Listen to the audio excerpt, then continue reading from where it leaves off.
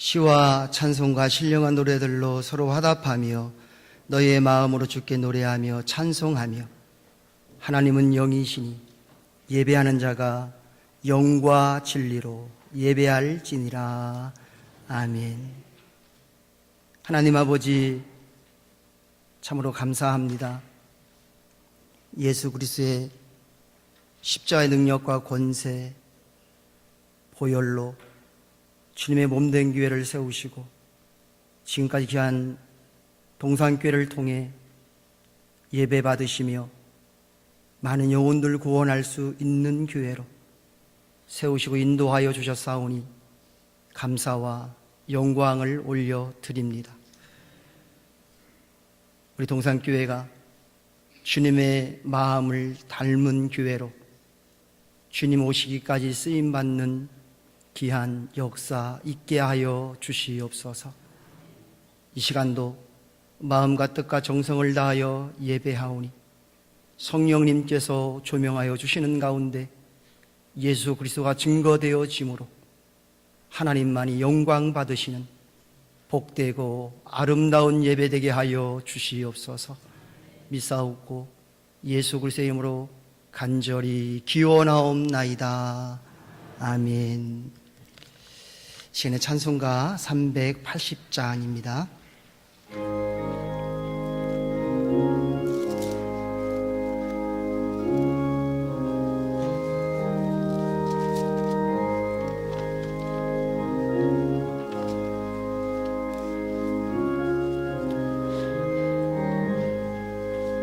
나의 생명 되신 주 주님 앞에 나아갑니다.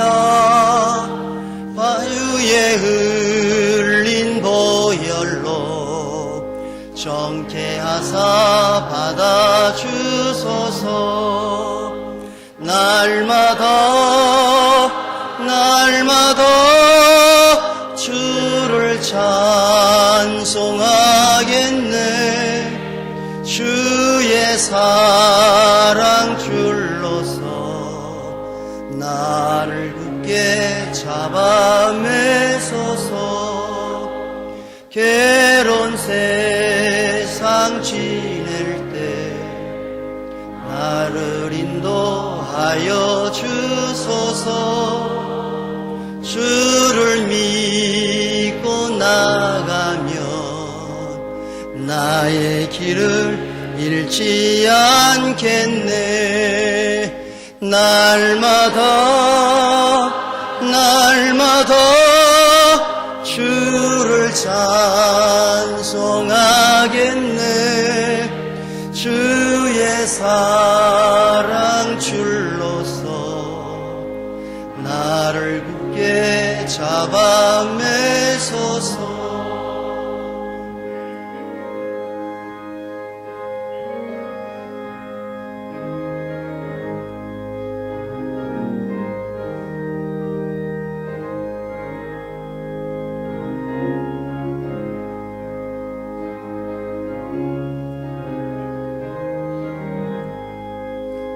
세상 살아갈 때에 주를 더욱 사랑합니다. 밝고 빛난 천국에 나의 영혼 들어가겠네. 날마다 주를 찬송하겠네. 주의 사랑 줄로서 나를 굳게 잡아 매소서.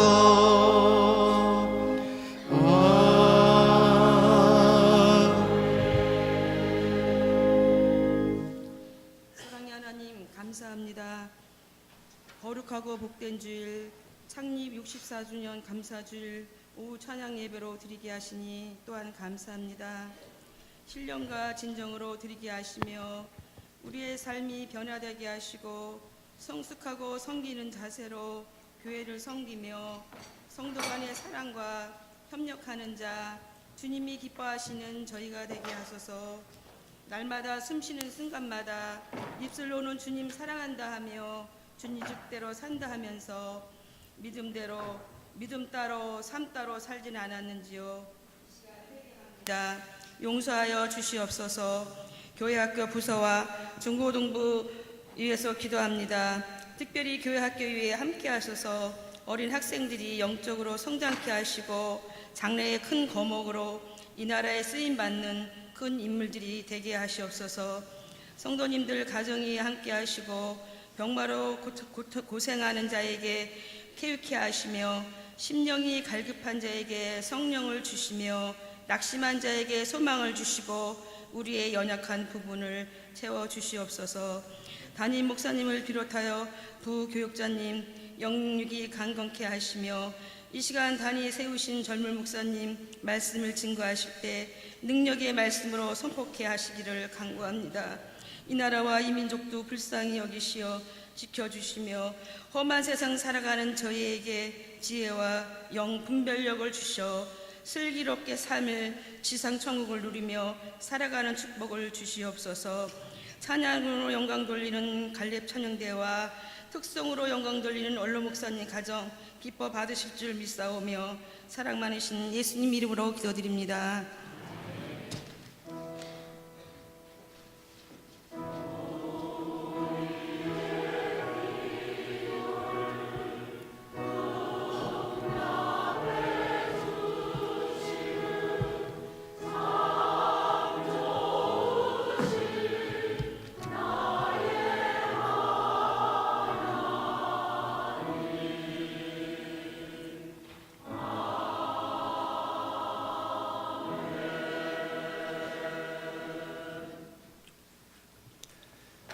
이 시간 우리에게 주신 하나님의 말씀은 두 곳입니다. 먼저 마태복음 27장 1절 2절 말씀입니다.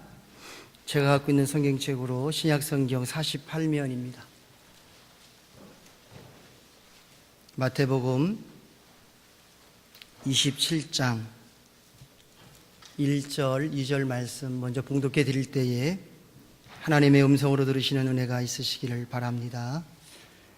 새벽에 모든 대제사장과 백성의 장로들이 예수를 죽이려고 함께 의논하고 결박하여 끌고 가서 총독 빌라도에게 넘겨주니라. 아멘. 한 곳 더 찾아보겠습니다. 마태복음 16장입니다.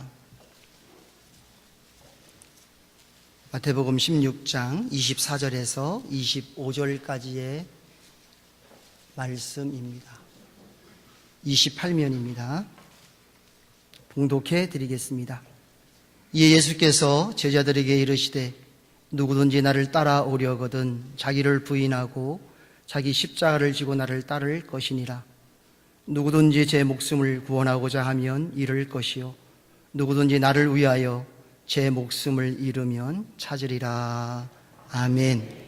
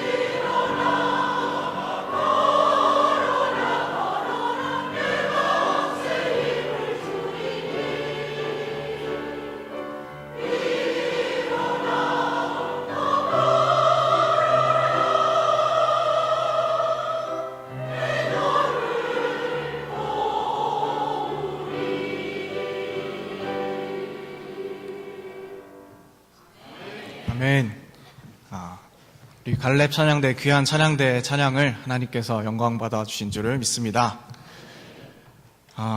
저를 아시는 분도 계실 것이고 모르는 분도 계실 것이라고 생각되어서 말씀을 드리자면, 저는 이 원로 목사님 맨 앞에 앉아 계신 최병곤 원로 목사님의 손자 되는 사람입니다. 다 알고 계신가요? 저도 이 청주 동산교회 이곳을 다녔었고요. 지금은 없어졌지만 동산 유치원이라고 옛날에 있었는데 제가 그곳을 또 나왔습니다. 그때 유치원을 다니고 또 교회를 다니면서 그때는 제가 이 자리에 서서 우리 성도님들께 설교하게 되리라고는 전혀 예상치도 못했고 상상하지도 못했는데 오늘 이 자리에 서게 되어서 참 감사하고 또 하나님께 영광스럽게 그렇게 생각합니다. 우리 함께 기도하고 말씀 나누었으면 좋겠습니다. 하나님, 참으로 부족한 주님의 종이 두렵고 떨리는 마음으로 하나님 앞에 섭니다. 담대한 마음을 허락하셔서 가감없이 하나님의 말씀을 선포하게 하시며 말씀을 전하는 자나 듣는 자나 분리되지 않게 하시고 오직 하나님 한 분만 말씀하시고 우리 모두는 듣는 자 또 순종하는 자가 되게 하여 주시옵소서. 모든 말씀 예수님의 이름으로 함께 기도합니다. 오늘은 사순절 넷째 주일입니다. 사순절은 우리가 잘 아는 것처럼 예수님의 생애에 대해서 묵상해보는 시간이고 또 그분이 겪으셨던 고난에 대해서 또 깊이 묵상해보는 그런 시간입니다. 그리고 약 2주 후면은 또 특별히 고난주간이라고 해서 예수님의 피 흘리심과 죽으심 또 그 십자가를 지심에 대해서 더 집중적으로 묵상해보는 그런 시간이 될 것입니다. 그동안 평소에 잘 하지 못했던 예수님의 십자가에 대한 묵상, 고난, 예수님에 대한 고난, 그런 것들을 우리 가슴 깊이 받아들이고 또 새롭게 새기는 시간, 그것이 사순절 그리고 고난주간일 것입니다. 제가 여기서 도대체 우리 성도님들과 무슨 말씀을 나눌까 이렇게 고민을 하다가 역시 사순절 기간인 만큼 다른 것 말고 십자가에 대해서 나누었으면 좋겠다 하는 마음을 하나님께서 주셔서 오늘 이렇게 여러분들과 십자가에 대해서 나눠보고자 합니다. 오늘 말씀 제목이 온전한 십자가를 회복하라입니다. 온전한 십자가를 회복하라. 그럼 대체 뭐가 온전한 십자가냐? 이것을 물어야 할 텐데요. 저는 세 가지가 살아있는 것이 온전한 십자가다 그렇게 생각을 합니다. 그럼 그 세 가지가 무엇이냐? 첫째, 저를 따라해 주시면 고맙겠습니다. 나를 위한 십자가. 첫째는 나를 위한 십자가입니다. 여러분들께서 이미 너무 잘 알고 계시는 것, 예수님께서 나를 위해 십자가를 지고 죽으셨고 이를 통해서 하나님께서 나의 죄를 사해 주셨다. 그래서 우리는 사망에서 생명으로 옮겼고 하나님의 백성이 되었다. 이것입니다. 우리는 이 사실을 좀 더 실감나고 감동적으로 묵상하기 위해서 때로는 영상 매체의 도움을 받기도 합니다. 여러분, 십자가에 관련한 영화, 예수님께서 십자가에 달리시는 것을 소재로 다룬 영화 하면 무엇이 생각나시나요? 저는 멜 깁슨 감독이 주연한 패션 오브 크라이스트가 가장 먼저 생각이 납니다. 아마 저뿐만 아니라 여기 계신 성도님들 대부분께서 이 영화를 떠올리셨을 것 같습니다. 이제 좀 있으면 고난주간이라고 말씀을 드렸는데 이 고난주간, 사순절 가운데 가장 많이 영상의 소재로 사용되는 영화가 바로 이 패션 오브 크라이스트인데요. 그동안 예수님의 십자가 지심을 다룬 수많은 영화들이 있지만 이 패션 오브 크라이스트는 뭔가 다른 영화들에 비해서 독보적인 점이 있습니다. 그것은 무엇이냐면 바로 예수님께서 처형당하는 장면, 십자가에 달리시는 장면, 매맞는 장면, 이것들을 정말 리얼하고 실감나게 그리고 잔인하게 묘사했다는 것입니다. 그리고 우리는 이 사순절 고난주간 기간에 참 실감나고 잔인하게 예수님께서 채찍질 당하시고 못 박히시는 장면을 보면서 그 고통을 마치 내 것인 양 가슴 아파하고 때로는 또 눈물도 흘릴 것입니다. 우리 예수님 얼마나 아프셨을까? 얼마나 괴로우셨을까? 함께 생각하며 아파하는 이 방식. 그리고 참 감사하다. 예수님께서 이렇게 고생하셔서 우리가 생명을 얻었구나. 감사하는 것. 바로 이것이 한국교회가, 또 한국교회에 속한 우리가 사순절마다, 고난주간마다 예수님의 십자가를 묵상하는 방식입니다. 여러분, 나를 위해 지어주신 십자가, 그 고통당하심, 그걸 감사하는 것 정말 귀하죠. 감사하죠. 그런데 여러분, 이걸로 충분할까요? 예수님께서 당하는 아픔을 함께 상상하고 가슴 아파했다가 감사하는 것으로 우리는 온전한 십자가를 묵상했다, 이렇게 말할 수 있을까요? 아닙니다. 서두에 말씀드렸던 것처럼 온전한 십자가에는 첫째뿐 아니라 두 번째, 세 번째 요소가 함께 있어야 합니다. 첫째는 벌써 나왔죠. 나를 위한 십자가였고요. 둘째, 저를 또 한번 따라해 주시면 감사하겠습니다. 내가 못 박은 십자가. 내가 못 박은 십자가. 이것을 말하기에 앞서서 우리는 예수님이 도대체 어떻게 십자가에 못 박히시게 됐는가를 함께 살펴봐야 합니다. 바로 본문 27장 1절에서 2절에 나오는 말씀입니다. 본문을 보시면 예수님을 죽이려고 공모한 세력들이 나옵니다. 누구죠? 대제사장, 백성의 장로들, 그 당시의 종교 지도자들이죠. 종교적인 세력을 장악하고 헤게모니를 장악한 사람들, 종교 기득권자들입니다. 이 사람들은 왜 예수님을 죽이고 싶어 했을까요? 자기들이 그동안 누려왔던 것들이 있었는데, 그동안 정말 좋았는데 자기들끼리 회의하고 다스리는 것이 곧 법이 되고 권위가 되고 하나님 말씀이 되었는데, 갑자기 웬 갈릴리 총구석에서 온 사람이 병도 고치고 말씀도 너무 잘하는 거예요. 사람들한테 인기도 있고. 이것만 하면 그래도 괜찮을 텐데 또 뭐라고 합니까? 바리새인과 서기관들, 대제사장들, 너희가 잘못했다, 성전이 무너질 거다, 이 회칠한 무덤들아 하시면서 막 독사의 자식들 하면서 혼내시니까 하나님께 똑바로 영광 돌려라, 너희가 그 영광 받지 말고, 이렇게 자신들의 치부를 건드리니까 견딜 수가 없는 것이죠. 왜요? 자신들의 존재 기반이 무너지기 때문에, 자신들의 기득권이 빼앗길까 봐. 그동안 정말 좋았는데 기득권 유지하면서 자신들이 권력으로서 누린 것들이 있는데 예수님이 진리를 선포하시면서 그걸 건드리니까 참을 수가 없는 겁니다. 2절을 보시면 예수님을 십자가에 못 박은 결정적인 한 명이 또 등장합니다. 빌라도. 누굽니까? 세상을 다스리는 권세자입니다. 비슷하죠? 내가 그동안 로마를 잘 다스리고 있었는데 웬 다른 사람이 나와서 내가 왕이다, 메시아다 하니까 위기를 느낀 것입니다. 자기 왕권을 유지하기 위해서 예수님을 죽이려고 유아 대량 학살을 저지른 헤롯 대왕과 비슷한 맥락이죠. 만약 예수님께서 단지 종교적으로 고소당하셨더라면 로마에 의해서 심판받지 않았을 것입니다. 원래 십자가는 로마의 반란자들에게 행해지는 가장 끔찍한 최악의 형벌이기 때문이죠. 당시의 로마는 이 각 지방의 종교적인 문제들까지는 치리하지 않고 각 지방을 다스리는 의회들, 의결기구에 알아서 처리하도록 맡겼습니다. 유대인으로 치면 사내들인 공의회, 유대인들이 있던 공의회, 결국 대제사장들과 장로들이 모여서 회의하는 그 회의체, 그 회의체에 의해서 치리받으시면 될 텐데 예수님께서는 로마에 십자가형을 당해서 죽으셨잖아요. 왜 이렇게 되었을까요? 이 종교 지도자들이 고발할 때 그냥 이 사람은 하나님을 모독했다, 성전을 모독했다 이렇게만 고발한 것이 아니라, 이 사람은 로마의 위협이 되는 사람이다, 이 사람은 로마의 위험한 존재다, 이렇게 같이 모함을 했기 때문에 예수님께서 십자가에 달려 돌아가신 것이죠. 로마 황제가 하나님의 아들인데 예수님이 자신을 가리켜 메시아라고, 하나님의 아들이라고 말하니까 그것이 자신의 권력 체계에 대한 도전으로 받아들이고, 또 군중들이 십자가에 못 박아라 소리 지르니까 결국 자신의 통치 기반을 위해서 예수님을 십자가에 못 박아 죽게 만든 것입니다.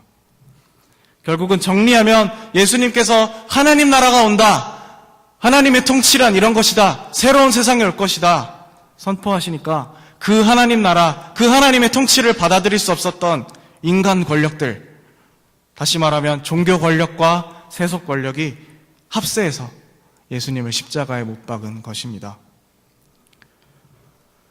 그럼 예수님을 십자가에 못 박은 것은 단지 나쁜 기득권자들의 소행일 뿐일까요? 아닙니다. 예수님을 십자가에 못 박은 것은 단지 그 사람들의 잘못이 아니라 바로 우리의 잘못, 우리의 책임이기도 합니다.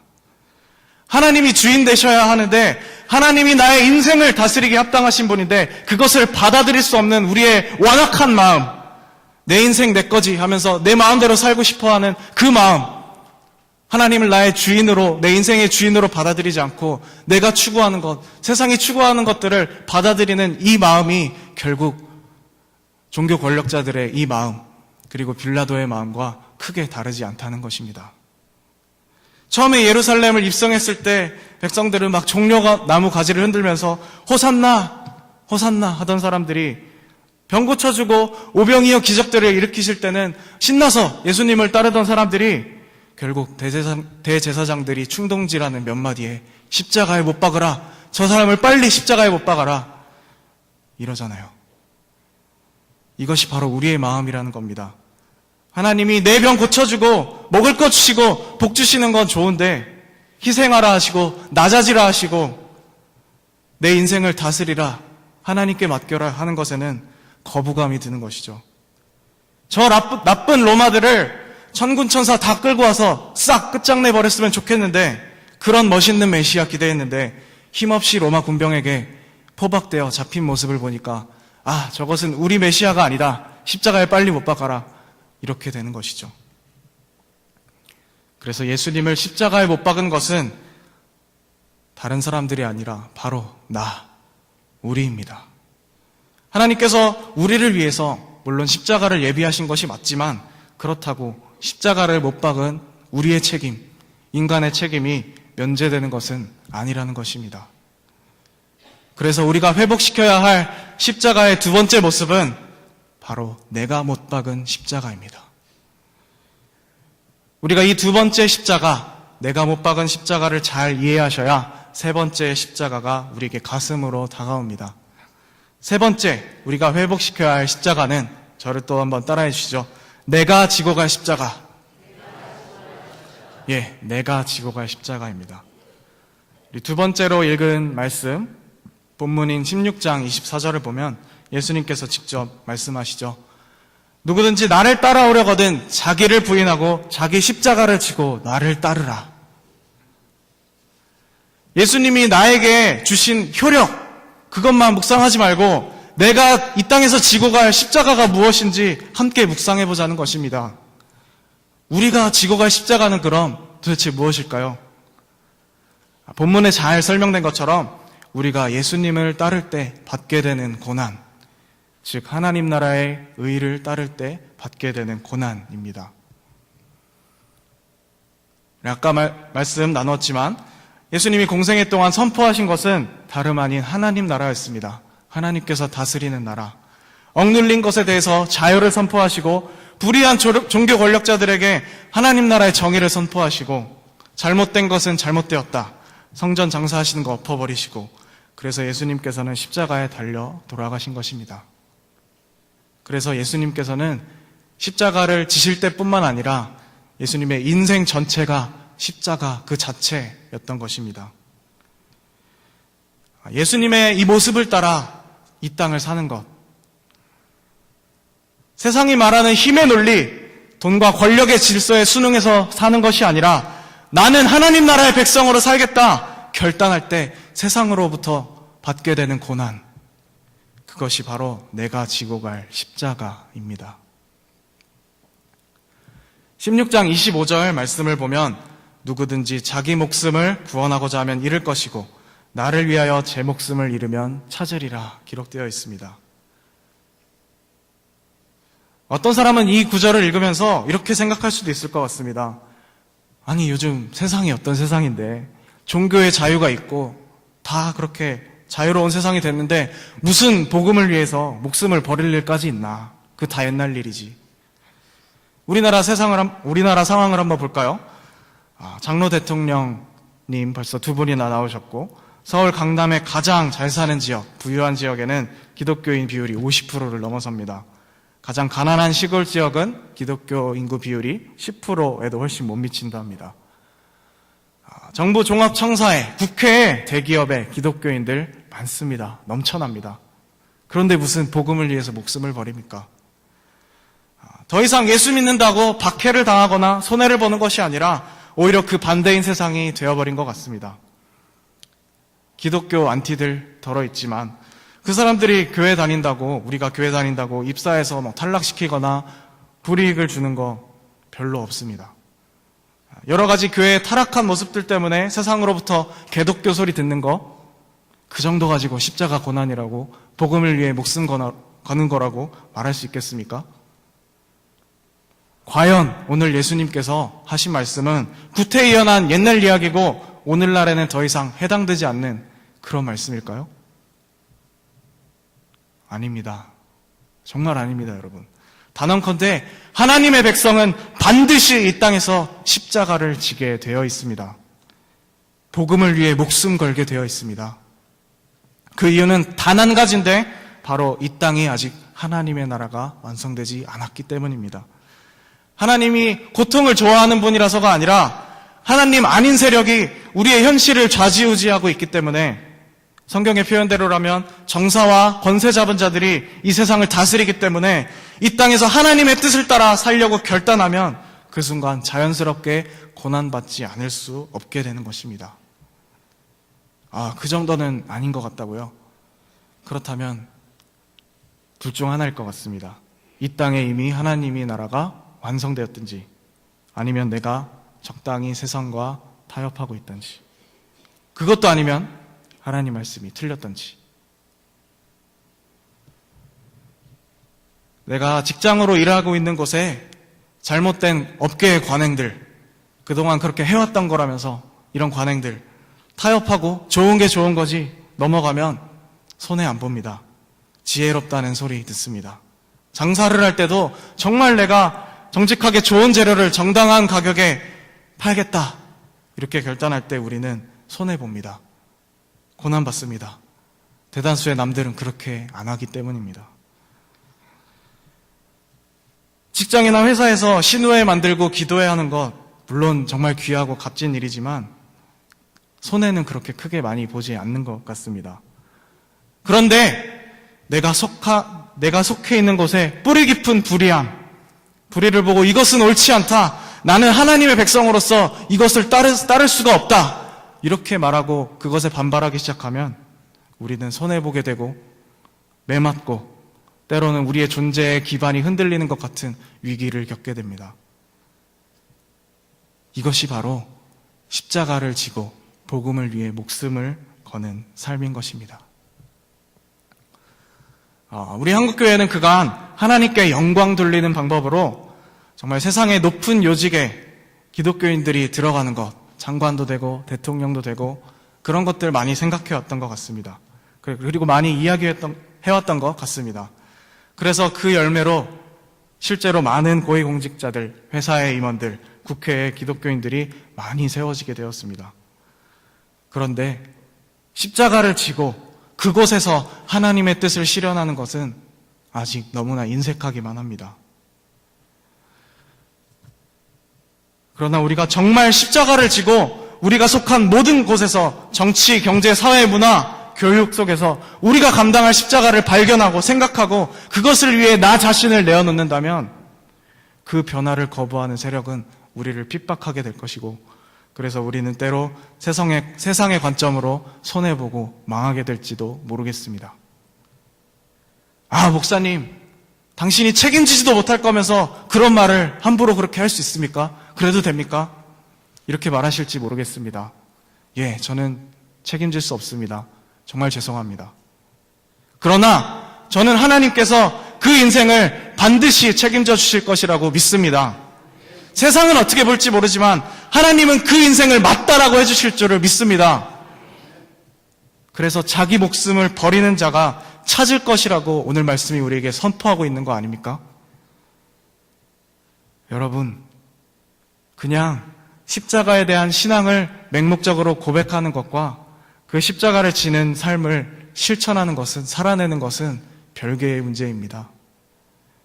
하나님이 내 삶을 다스리십니다 라고 선언하는 것과 실제로 하나님이 내 삶을 다스리도록 내어드리는 것은 정말 별개의 문제입니다. 기억하십시오. 예수님을 십자가로 몰고 간 것은 불신자들이 아니라, 예수님 안 믿는 사람이 아니라, 안티들이 아니라 하나님을 믿는, 그것도 아주 잘 믿는다고 하는 종교 지도자들이었음을 기억하셨으면 좋겠습니다. 예수님은 그들의 종교적인 위선을 비판하셨고 드러내셨고, 그로 인해 미움을 사서 결국 십자가를 지게 되셨습니다. 그들은 성전 권력과 그로 인해 떨어지는 물질적인 부스러기를 향유했을 뿐이지 실제로 그들의 삶을 하나님이 다스리시게 하시 않았습니다. 그들은 스스로를 하나님의 종들이다, 백성이라 칭했지만 실제로는 권력과 부와 성공을 섬기는 하수인이었습니다. 다시 한번 말씀드리지만 우리가 이들의 삶을 따르지 않고 우리의 삶을 오직 하나님께서 다스리시게 할 때, 다시 말해서 십자가를 지고 주님을 따를 때 우리는 그 다스리심을 거부하는 세상에 의해서 이 땅에서 십자가를 지게 될 것입니다.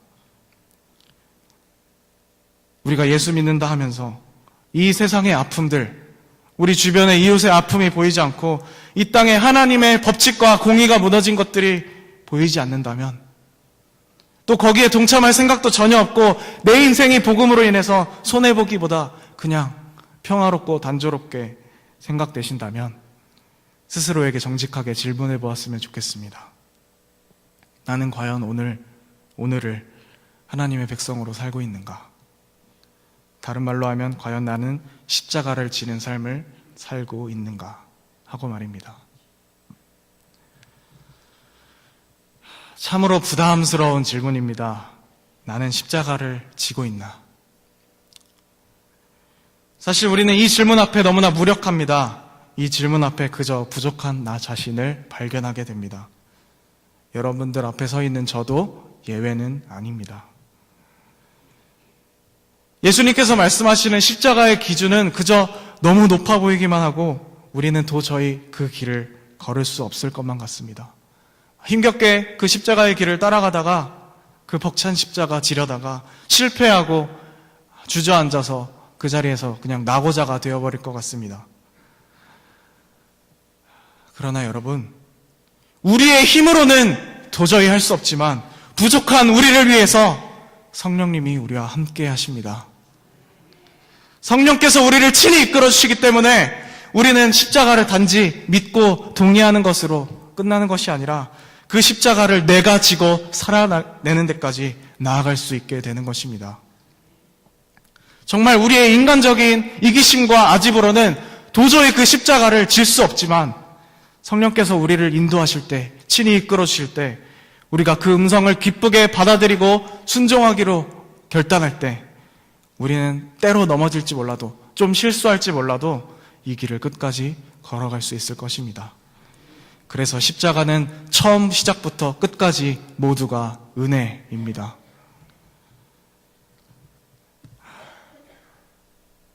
이 사순절 기간, 곧 있을 고난주간 가운데 우리 동산교회 성도님들 모두가 이 세 가지 십자가, 뭐였죠? 나를 위한 십자가, 내가 못 박은 십자가, 내가 지고 갈 십자가, 이 세 가지를 온전히 회복하여서 붙잡으시는 우리 성도님들 되시기 바랍니다. 또한 부족한 십자가의 걸음을 묵상하고 내디딜 때마다 우리 성령님을 의지하며, 우리를 도우시는 성령님을 의지하며 그 은혜로 이 십자가를 지고 이 땅에서 하나님 나라를 살아내는 저와 여러분들 되었으면 좋겠습니다. 기도하겠습니다. 하나님, 참으로 부족한 자가 말씀을 전하였습니다. 성령님께서 함께해 주셔서 주의 백성들에게 주의 말씀이 온전히 이해되게 하시고 온전히 가슴으로 스며들게 하시고 마침내 그 말씀이 우리의 손과 발로 세상 가운데 나타나게 하여 주시옵소서. 내가 믿고 싶은 대로 십자가를 취사 선택하는 것이 아니라 나를 위한 십자가, 내가 못 박은 십자가, 내가 지고 갈 십자가가 하나 된 온전한 십자가를 묵상하는 저희들 되게 하여 주시옵소서. 주님, 때로는 주님께서 말씀하신 이 십자가를 지는 삶이 너무 힘들고 어렵고 두렵게 느껴질 때가 참 많습니다. 하나님, 우리의 힘으로는 할 수 없사오니 성령께서 우리의 연약함을 도와주시옵소서. 그래서 십자가를 가슴에 품고 성령님을 의지하며 한 걸음 한 걸음 은혜의 발걸음을 완주하는 저희들 되게 하여 주시옵소서. 그래서 저희를 통하여 이 땅이 좀 더 하나님 나라에 가까워지는 역사가 일어나게 하여 주시옵소서. 이 모든 말씀 십자가에 달려 죽으시고 십자가를 지는 모든 이들과 함께 하시는 예수님의 이름으로 기도합니다. 아멘.